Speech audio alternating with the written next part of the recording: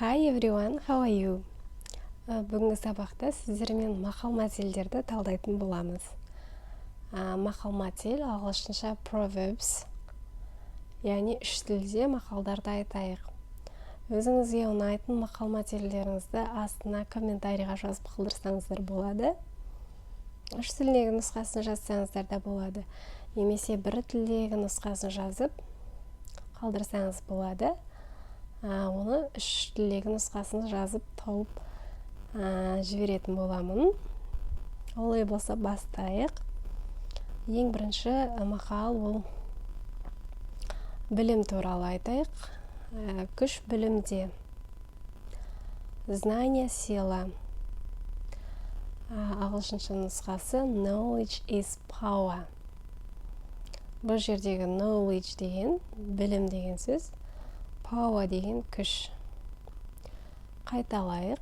Knowledge is power. Very good. Өте жақсы. Келесі екінші мақалымыз. Желсіз шөптің басы қимылдамайды. Нет дыма без огня. There is no smoke without fire. There is no smoke without fire. Өте жақсы. Бұл екінші мақал, Smoke дегеніміз жаңағы түтін. No smoke деп тұрмыз, Without деген без деген сөз. Fire дегеніміз от. There is no smoke without fire. Өте жақсы. Келесі үшінші мақалымыз. Жылтырағанның бәрі алтын емес. Не все золото, что блестит. Ағылшынша нұсқасы. All is not gold that glitters.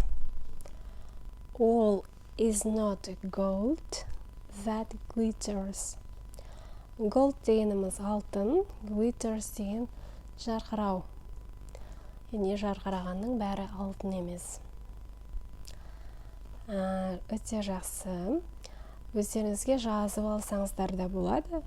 Мақал-мәтелдерді әсіресе осы мектеп оқушыларына қажет болып жатады, студенттерге де қажет болып жатады мақал-мәтелдер. Мақал-мәтел жалпы адамның сөйлеу мәнерін, сөздік қорын дамытады, байытып көрсетеді. Келесі төртінші мақалымыз, яғни үй туралы. Өз үйім, өлең төсегім. В гостях хорошо, а дома лучше. Ағылшынша нұсқасы East or West, home is best. East or West, home is best. Окей, very good.